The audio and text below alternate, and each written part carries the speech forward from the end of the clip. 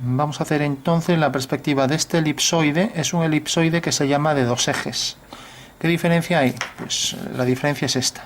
Si yo, por ejemplo, dibujo aquí esta elipse e intento simular que es un elipsoide, basta con que le dé un poco de sombreado y ya se percibirá como tridimensional, ¿no? Por ejemplo, si le doy aquí un poco de sombra por este lateral, vamos a hacer así un poco así. Normalmente las superficies de revolución se suelen sombrear por lo menos por una esquina, dejando más claro el borde, ¿no? Por un efecto de reflexión de la luz. Pero bueno, no es un tema que ahora venga al caso, entonces bueno, le doy así un poco. Y esto sería un elipsoide. Como veis se parece un poco a lo que sería un ovoide de revolución, pero el ovoide tiene la parte de abajo, por ejemplo, más achatada, más esférica que la de arriba, ¿no? Digamos que está más afilado por un lado, ¿no? Bueno, pues esto es un elipsoide, decimos, de dos ejes. ¿Por qué dos ejes? Pues si aquí, por ejemplo, hago una sección horizontal de manera que es ortogonal al eje de revolución, tenemos que esto es una circunferencia. Y por lo tanto el eje en la dirección X y en la dirección Y son iguales de tamaño. Pongamos aquí X. O sea que en realidad por eso se llama de dos ejes, porque tiene un eje aquí mayor, de mayor tamaño, y tiene otro diferenciado, ¿no? ¿Qué pasaría si en vez de hacer esto, pues ahora lo dibujo según esta perspectiva? Pues tendríamos un elipsoide de tres ejes, siempre y cuando ahora diga, bueno, pues ahora una sección por el plano horizontal, por ejemplo, vendrá por aquí, viene por aquí el eje de revolución, que significa que al girar esta semielipse pues se provoca esta superficie completa en elipsoide. Pero aquí, como vemos, los tres ejes correspondientes a los ejes cartesianos pues son distintos. Aquí tenemos, por ejemplo, la sección del plano vertical que viene por aquí, y en consecuencia ya vemos que aquí estos tres ejes, esta sería una sección también elíptica, no como aquí, que esta sección es circular y todas las que son paralelas a esa, por ejemplo aquí vendría otra circular, circular. Entonces bueno, decimos que esta es una superficie de revolución, todas las secciones ortogonales al eje de revolución son circunferencias siempre, ¿no? En este caso no, en este caso vemos que esta es una elipse con distinta excentricidad, o sea con distinto alargamiento que esta y que esta, ¿no? Esta no es de revolución en teoría, según digo, lo digo porque al tener la solometría tendríamos que hacer un abatimiento para obtener su verdadera forma. Entonces yo digo, realmente esta elipse es distinta de este y por tanto este eje va a ser distinto de este y de este. Los tres son distintos, es un elipsoide de tres ejes. Este es de dos ejes, a este se le llama también esferoide. Y luego el caso particular donde los tres ejes son iguales, decimos que es un elipsoide, decimos que es una esfera, ¿vale? Bueno, pues tenemos entonces el caso de elipsoide de tres ejes. Como vemos, este tiene sección circular a lo largo de todo el eje de revolución, que sería este, y por lo tanto es un elipsoide de dos ejes. Vamos a hacer esto entonces en perspectiva frontal, una perspectiva cónica frontal. Primero dibujamos la figura en planta, vemos que el elipsoide se le ha quitado el trozo correspondiente más o menos, como el centro viene por aquí, esto es un fragmento más o menos que aquí se repite 3 veces 4, digamos que le han quitado, si estos son 4 partes, le han quitado 3 partes de 7, ¿no? O sea que estamos hablando de 3/7 de la altura total, ¿no? 3/7 de h, ¿no? No el volumen, porque realmente la zona de más volumen es esta, en forma de tonel, ¿no? O sea que tenemos un elipsoide que se le ha cortado el tramo inferior. Y eso quiere decir que el tramo más ancho, que puede corresponder, por ejemplo, a esta circunferencia, sí, porque aquí apenas pasa ya, a ver esta, sí, bueno, podemos coger esta de 29, será el tramo más saliente, ¿vale?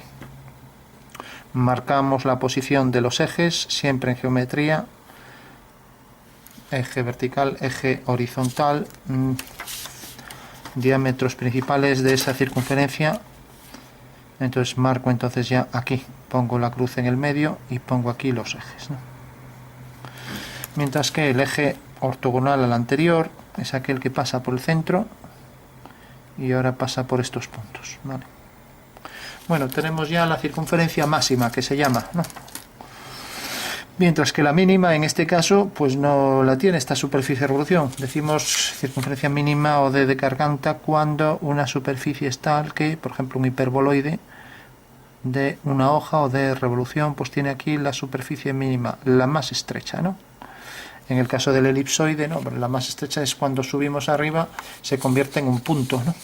Entonces tenemos, esta es la parte más saliente y ahora al representar aquí, prolongo el eje, la proyección en alzado,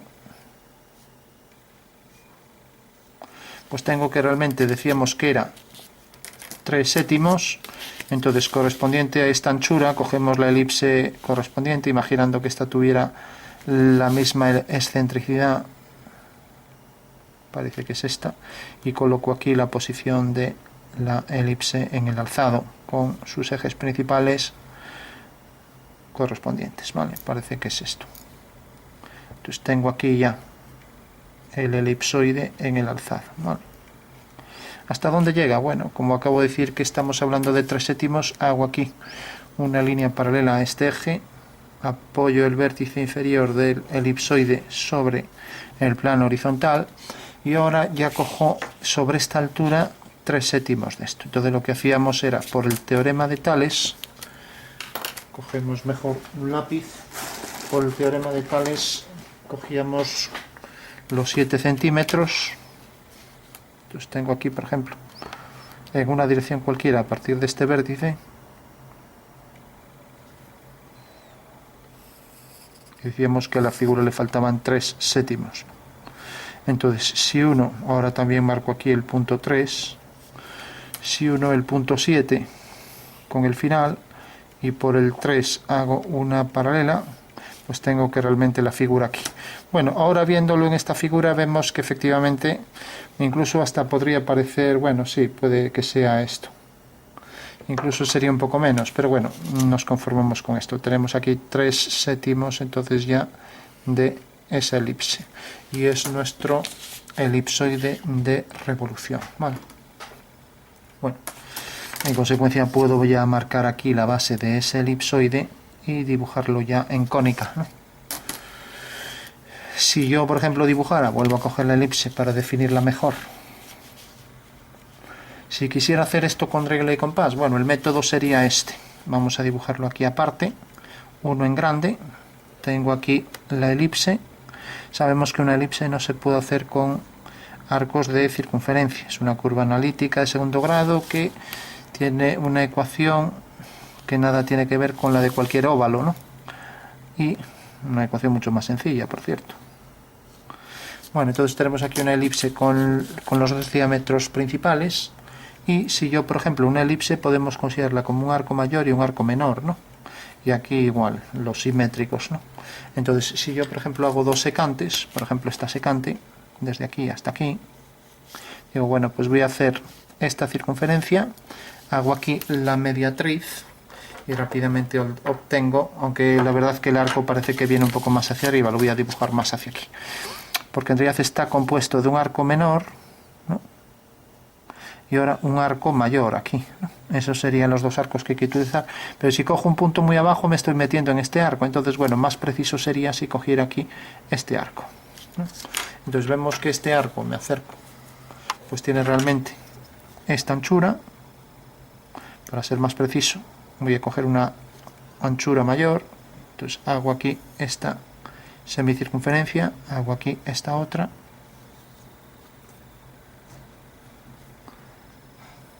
bueno, y ahora sé que esta línea, que es la mediatriz de ese segmento secante a la elipse, corta aquí a este eje. Y ahora sé que a partir de este punto tendré que unirlo con el otro centro. Entonces hago ahora una secante sobre este arco elíptico, por ejemplo de aquí a aquí, y ahora vuelvo a hacer otra vez la mediatriz de este arco elíptico. Bueno, no es que esté muy preciso, a ver, vamos a hacerlo un poco mejor. Vale, tenemos aquí el arco, tengo entonces este arco y tengo este, con lo cual acabo de obtener el centro de este arco elíptico que queda allá detrás. queda aquí, en la intersección con este. Eso quiere decir que si uno este punto con este, pues ya puedo tener el centro de este arco, ¿no? Y el centro de este arco, con lo cual ya puedo hacer, vamos a coger aquí la simétrica de este punto sobre este eje y la simétrica de este centro sobre el eje mayor de la elipse. Bueno, ya puedo entonces prolongar esta línea, unir este punto con este, y ya tengo aquí este arco, y lo mismo, tengo aquí el punto de tangencia, que es este, y tengo aquí el otro punto de tangencia, que es este. Perdón, aquí no, aquí cogí este punto, es este. El punto de tangencia es este, y el punto de tangencia aquí está bien.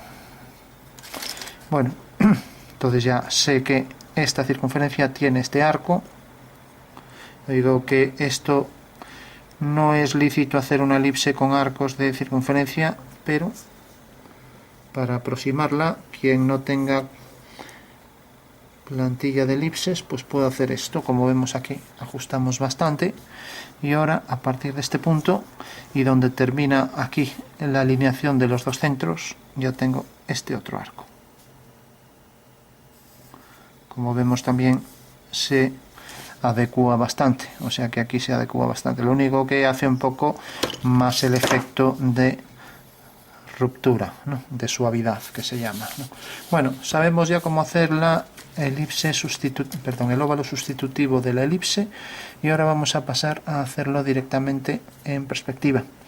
Entonces, aunque nos salga distorsionado, pongo el plano de cuadro, por ejemplo, aquí en paralelo a esta línea. Vamos a coger, ya que no puedo trazar aquí las paralelas, vamos a coger otra regla y considerar la anchura de esa regla, a ver si esto vale. Tengo entonces ya aquí la posición del cuadro, vale. Bueno, una vez que tengo el cuadro, voy a colocar la posición también del punto de vista. Si queda muy distorsionado, la figura se distorsiona mucho, entonces bueno, voy a acercarla un poquitín a la figura y marco aquí la posición de el punto de vista. Vale. Bueno, tengo ya el punto de vista, tengo el plano de cuadro, PC, punto de vista. Mejor es que marque aquí un segmento ortogonal al anterior. Tengo la proyección en alzado, ya solo necesito hacer la perspectiva de este cuadrado y darle ahí las dimensiones. Cojo el punto medio para la elipse, cojo la elipse correspondiente, marco sus ejes principales, porque esto me va a dar la anchura en este punto y en este punto la anchura de ese elipsoide, ¿no? Y ahora dibujo simplemente el cuadrilátero que inscribe a esa circunferencia en planta, ¿no? Entonces, si hago aquí, voy a encuadrarlo en un cuadrado, valga la redundancia para hacerlo más exacto. Marco aquí la posición de este cuadrado, marco ahora otra vez la posición del cuadrado, de este lado del cuadrado,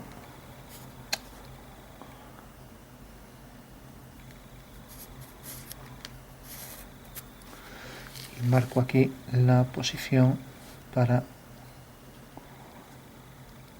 esta tangente. Acabo de hacer el cuadrado circunscrito a la circunferencia, ¿vale? Entonces, si dibujo rápidamente la perspectiva de ese cuadrado, si por ejemplo marco aquí el horizonte a esta altura, bueno, lo voy a marcar a esta altura. Tengo aquí el horizonte de esa perspectiva y aquí la línea de tierra. Vale. Bueno, por último, marco esta línea, la proyecto aquí, esta línea la proyecto aquí y debe ir hacia esta fuga. Ortogonal al cuadro, fuga de esas dos líneas. Perspectiva de la línea A, pues será esta. Vamos a hacerlo, bueno, vamos a dejarlo a lápiz. Perspectiva de línea B, que es esta, será esta. Acerco un poco. Ahora, línea A 45 grados, voy a hacer por ejemplo esta, Si hago esta aquí, una paralela, me sale fuera, entonces la voy a hacer del otro lado. Línea 45 grados, diagonal del cuadrado. Tiene aquí la traza y sigue esta dirección.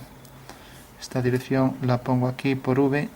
También más preciso sería, ya que una línea de 45 grados deja esta medida igual a esta en la escuadra, pues puedo coger esto y directamente pasar esta medida. Con lo cual ya sé que esta es una línea a 45 grados, ¿de acuerdo? Por lo tanto, esta es la fuga que subiré a el horizonte. Vale.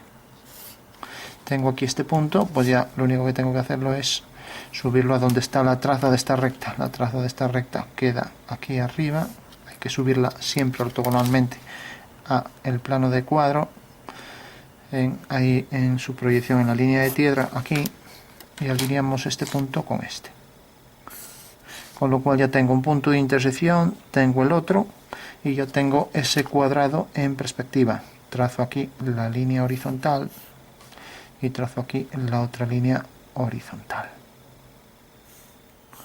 Tengo ya el cuadrado, ¿no? Hago las dos diagonales del cuadrado y voy a hacer, ya que tengo aquí la otra diagonal, si levanto el eje, aquí un eje vertical paralelo al eje de revolución del elipsoide, lo alineo con aquel punto. A ver, porque está saliendo, ahora me acerco por aquí. Decía que tenía ya el cuadrado de la base, tenía el cuadrado este. Esto, al alinearlo hacia la fuga, pues necesariamente corta por el punto medio aquí. Y entonces esta proyección en planta será, en alzado, esta sección en alzado, este es el diámetro horizontal y este es el que viene aquí al punto medio. Esta línea deberá pasar por ese punto. Entonces tenemos este punto, tenemos este y este. Es la perspectiva realmente de estos 4 puntos, ¿no? Pues estos 4 puntos serán estos 4, ¿no? Y ahora tenemos el eje que llega hasta aquí, entonces la proyección de esta elipse allá pues será una elipse que tiene una forma perfectamente semejante a la anterior, o sea que tiene la misma forma, ¿no? Aunque tenga distinto tamaño. Entonces cogemos la elipse que tiene por eje mayor este. Bueno, parece que la elipse es entre estas dos, entonces deberemos coger la más grande, ya que en la otra marco aquí la posición del eje vertical y yo tengo entonces la posición de esa elipse. Es esta elipse. Tenemos también que esta elipse tiene aquí el eje mayor, el eje menor, horizontal, pasa por el centro de la elipse. Necesariamente al hacer esto también cortar aquí en el centro a esta elipse y también su eje mayor pasará por este punto. Entonces ya tenemos una línea horizontal que es el eje mayor de esta otra elipse. Vale. Y este punto también quedará alineado aquí con el extremo del semieje menor de la elipse, que es este. Bueno, tenemos ya esa elipse detrás. Y ahora por último, si subimos aquí este cuadrilátero mediante una línea vertical, pues consideramos la línea vertical, corta aquí, y por tanto este cuadrado aquí arriba será este. O sea que tenemos este cuadrado que corresponde a este de aquí, ¿vale? Y luego este cuadrado que corresponde a este de aquí, hasta aquí, desde aquí hasta aquí. Eso quiere decir que ya podemos decir que, como no nos interesa este, que nos interesa el de abajo, este es el diámetro meridiano, el que pasa por el centro del elipsoide, pero nos interesa este de abajo. Vamos a hacer entonces este. Lo ideal sería hacer pues toda la elipse completa, todo el elipsoide completa y luego quitarle el trozo, pero bueno. Entonces nos interesa este y corta aquí abajo. Corta aquí abajo. A ver, corta aquí. Esto viene por aquí y corta aquí. O sea que el elipsoide debe llegar hasta aquí. Bueno, por último hacemos, si nos fijamos, esta superficie de elipse será igual aquí que en el plano ortogonal al cuadro, que será este plano. Entonces levanto por aquí una vertical y levanto por aquí detrás otra vertical, y ahora ya puedo hacer otra elipse que pasa por este punto, pasa por este, pasa por este punto de aquí y pasa aquí abajo por este punto, que también pasa esta elipse por ese punto. Bueno, dibujo entonces ya la elipse completa. Entonces viene por aquí tangente, llega hasta este punto, hasta aquí, estos dos puntos están alineados, y llega hasta aquí y viene hasta aquí. Entonces hago la elipse. Ojo que aquí va a exceder este arco elíptico. Tengo aquí el arco elíptico ya, y por aquí también excede un poco esta elipse y debe llegar exactamente hasta este punto. ¿Y por qué excede? Bueno, excede por esto, porque en realidad nosotros lo que tenemos hasta ahora es esta sección. O sea, tenemos la sección que pasa por el medio, y por efecto de la cónica, pues esa sección vemos aquí un trozo, pero el trozo este está más cerca y por lo tanto excede a este arco de aquí. Vale.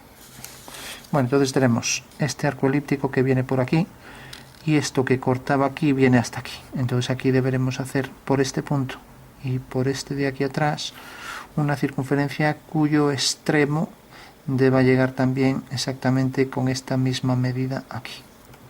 Entonces lo normal es que la anchura esta la proyectáramos aquí arriba, ¿no? O sea que la anchura de esa circunferencia concéntrica la voy a poner discontinua, ya que se exige en diédrico que las líneas no visibles, imaginemos que esto es sólido por debajo, entonces la anchura de esto podemos decir que podría ser, por ejemplo, esto. Vamos a poner esto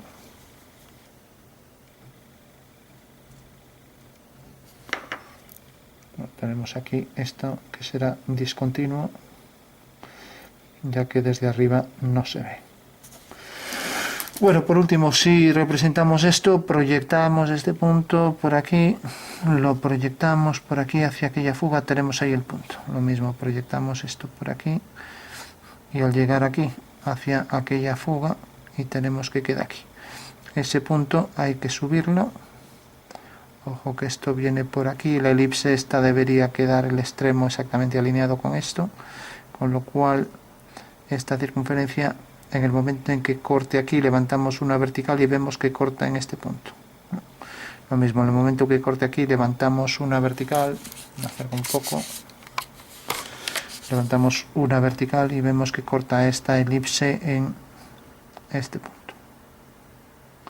Bueno, pues este punto realmente es el que se debe corresponder, si está bien dibujado, o sea, se debe corresponder con este. Aquí me quedo... ¿por qué me quedo tan mal? Bueno, porque en realidad la elipse aquí, este punto de aquí debe llegar hasta aquí, y bueno, no es que me quede muy bien. O sea, este punto, esta elipse no tiene... En realidad debería ser algo más grande, ¿no? Pero bueno, entonces tenemos este punto, tenemos el de aquí, que corresponde al punto medio de la elipse, y aquí se corresponde con este. Entonces A se transforma en A', ahora el punto B se transforma aquí proyectado en B', y el punto C de la elipse se transforma aquí en C', ¿no? Y ahora decíamos, este punto viene a parar exactamente aquí. Entonces ya trazo por aquí esta línea. Eso quiere decir que la elipse vendrá por aquí,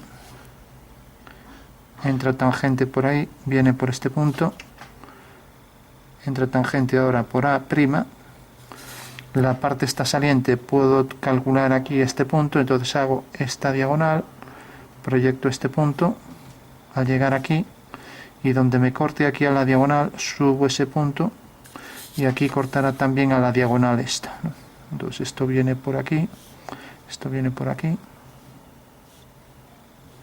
O sea que en realidad esta línea corresponde a esta. Será esta de aquí. Ahí me estaba pasando un poco. O sea que es este arco elíptico, y por detrás sale por ahí un poco y viene por aquí. ¿Hasta dónde llega? Hasta este punto. La perspectiva de este punto la podemos calcular haciendo una paralela también a esta. Entonces viene por aquí, corta aquí, va a esta misma fuga, y corta aquí detrás. Aquí ya lo teníamos, este punto, levantamos este punto y donde corte este eje, ahí está, la elipse pasa por aquí. Es muy pequeñito, apenas se distingue, pero bueno. Y entra tangente por A. Bueno, pues si yo tengo este arco elíptico y tengo este otro arco elíptico que pasa por aquí,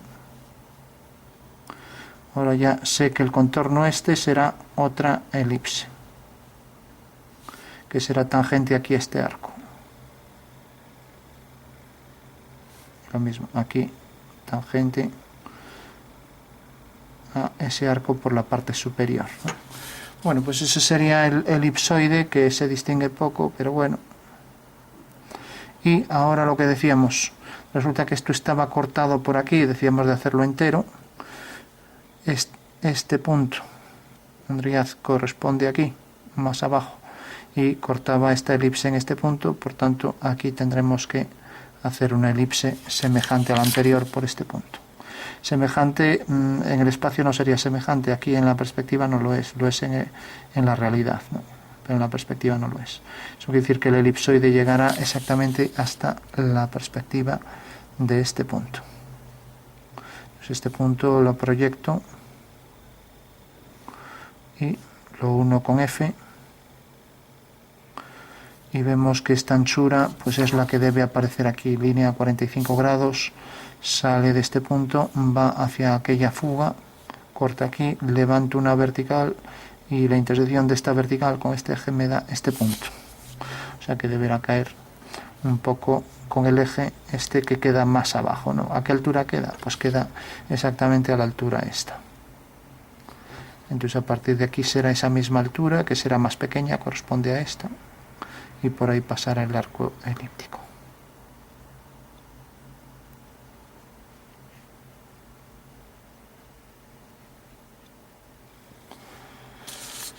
Bueno, tenemos ya entonces representado lo que sería, como en realidad hemos cogido, le hemos quitado 3/7, pues en realidad esto que nos queda aquí sería 4/7 del elipsoide en altura, no en volumen, ¿no?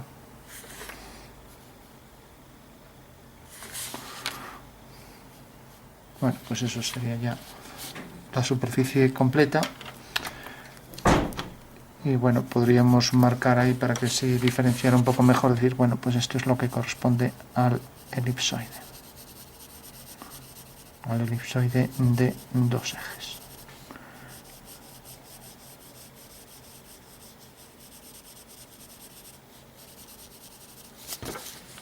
O sea, solo ese pequeño tramo.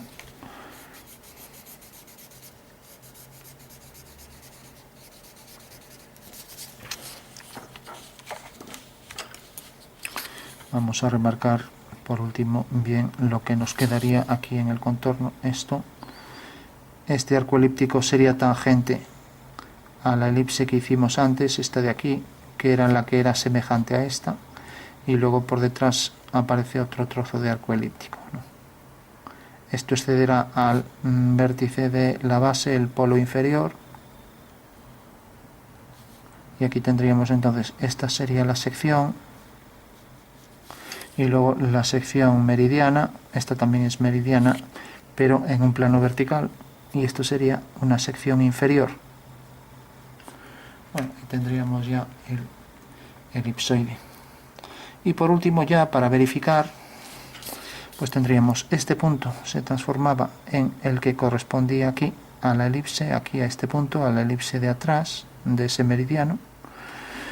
El B, que correspondía a esta elipse, se correspondía ahí con este punto se correspondía con este, y también pasa por aquí, por el centro de este arco elíptico, y lo mismo, este de abajo queda por el arco de abajo, y también este punto es la proyección de A' sobre la vertical, ¿no? O sea que habrá que proyectar esta altura aquí. Si esto que tenemos en cónica lo hacemos en militar, pues lo único que hacemos es darle, por ejemplo, la altura a la mitad, y tenemos, por ejemplo, 4 circunferencias. Vamos a coger la circunferencia de la base, tenemos que, por ejemplo, iba a ser esto lo correspondiente al alzado. Y digo militar porque la caballera sería más complicada, y con esto ya acabamos. tenemos por ejemplo la elipse completa, tenemos el eje, semieje menor, semieje mayor, y luego la altura que tenía, decíamos que cogíamos, bueno, vamos a hacerlo más o menos por aquí para ya no perder tiempo. Entonces tenemos este alzado y vamos a hacer una sección aquí simétrica de esta y otra aquí a la mitad. Entonces cogemos estas secciones, como vemos son estas 4 secciones, la figura llega hasta aquí y ahora esto la vamos a reducir a la mitad. Entonces lo que hacemos es ese segmento, otra vez aplicamos el teorema de Tales, cogemos aquí 4 centímetros, cogemos 2, entonces decimos, bueno, pues 4 vendrá por aquí, pues 2 haciendo una paralela viene por aquí, esto es la mitad, ¿no? Entonces paso por ejemplo este segmento aquí, tenemos aquí las 2 unidades y toda esta figura se va a transformar en esta de aquí, o sea la figura desde el punto A hasta el punto B se va a transformar en esta que tengo aquí desde este centro de homotefia O. ¿Vale? Bueno, entonces ya si tengo esto, lo único que tengo que hacer es alinear todos los puntos correspondientes. Voy a marcar puntos, entonces pongo punto 1, 2, 3 y 4. Alineo los 4 con O, el 4, el 3, el 2 y el 1. Y me corta aquí en estos 4 puntos, más el vértice, ¿no? Bueno, pues ahora tengo que coger, tenía el 1, venía aquí, tengo que coger la circunferencia con el diámetro correspondiente. Entonces tengo la primera circunferencia, tiene por ejemplo este diámetro, ¿no? Parece que sí, que es este. Entonces la primera circunferencia tendrá ese diámetro, la centro aquí, marco aquí este eje y coloco aquí la figura centrada. Entonces tengo la primera circunferencia es esta. Bueno, es la circunferencia correspondiente, esto lo llamé punto 1, bueno, esto es el punto 0, al punto 0. El punto 1 viene aquí y esta circunferencia ahora se transforma en una un poco mayor, es el punto 1, viene por aquí. Hago aquí el eje horizontal, cojo aquí, esta era la circunferencia del 0, ahora la del 1 es esta, marco la posición más clara del eje. Esta es la siguiente circunferencia y tiene el centro aquí. Entonces cojo este eje, cojo este y ya tengo aquí el siguiente arco de circunferencia. El 2 pues prácticamente es como este. Entonces vuelvo a coger esto y corresponde a esta sección. Entonces esta sección cojo exactamente la misma amplitud para el diámetro y ya tengo. Esta es la 2. Ahora tengo la 3. A ver, teníamos la 2 es esta. La 3 ligeramente menor y queda aquí. O sea que lo único que hago es coger los diámetros aquí reales, ¿no? Por ejemplo, la 3 corresponde aquí a este punto, pues cojo aquí el diámetro real para la 3, por ejemplo, que sea este. Para que se vea más claro la voy a hacer algo más pequeñita. Cojo ahí, centro bien el diámetro y tengo la 3. Ahora la 4 es una mucho más pequeña, por ejemplo, puede ser esta. Y corresponde al último punto, el que pasa por aquí. Por tanto ya coloco aquí la circunferencia y tengo aquí ya la 4. Bueno, pues esa es la perspectiva militar.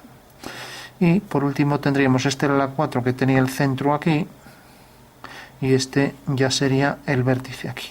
Eso quiere decir que si por ejemplo a todas las circunferencias le hago un ángulo a 45, al hacerle a todas un ángulo de 45 me detecta aquí los puntos de intersección que corresponden a un meridiano de la superficie. ¿Vale?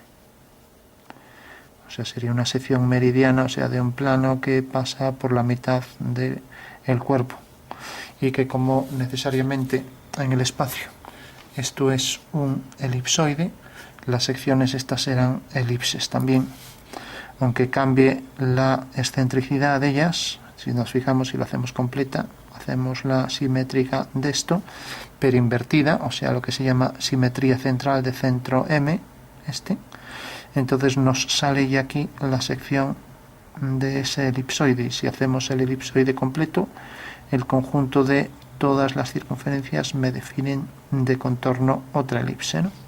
Bueno, pues tenemos entonces ahí ya todos los paralelos, que son estas circunferencias, cuyo contorno envolvente a ellas genera el contorno en elipse, o sea, el contorno de la superficie elipsoide engendrado por estas secciones horizontales que son paralelos de la superficie de revolución, pues genera en realidad otro contorno que corresponde al contorno en elipse de este elipsoide. Hay que decir que el contorno de esta elipse, de este elipsoide, también es elíptico, ¿no? Que siempre por proyección cualquier contorno de cualquier superficie de elipsoide, sea por proyección paralela como esta o por proyección cónica como esta, siempre es un elipsoide, ¿vale?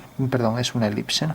Y por último la caballera, si dibujáramos el rectángulo, pues habría que hacer entonces la circunferencia base y darle las alturas. Si nos fijamos aquí, esta elipse ya sale con un eje mayor oblicuo respecto a la posición horizontal, con lo cual al tener que hacer estas elipses pues ya sería más complicado. De hecho, la figura también se abombaría, quedaría por ejemplo aquí quedaría otra elipse, aunque fuera también en proyección cilíndrica oblicua como la caballera, tendremos también que esto es realmente otra elipse, y el contorno de la figura, aunque salga distorsionado y el eje mayor salga en esta dirección, seguirá siendo también elipse de contorno, ¿no?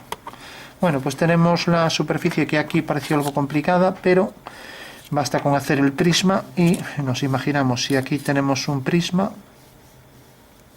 este prisma aquí tiene una circunferencia en la parte central, ahora tiene aquí otra sección de circunferencia, y entonces ya tenemos, si tenemos estas dos secciones, ya sabemos que ahora la elipse que viene por aquí pasará por este punto hacia la fuga y por este, o sea que habrá que hacer la tercera elipse aquí, que cortará esta ahí en el eje de revolución. Bueno, pues esas son las tres elipses principales que hicimos, las tres elipses, secciones principales de ese elipsoide de dos ejes, como es esta figura, ¿no?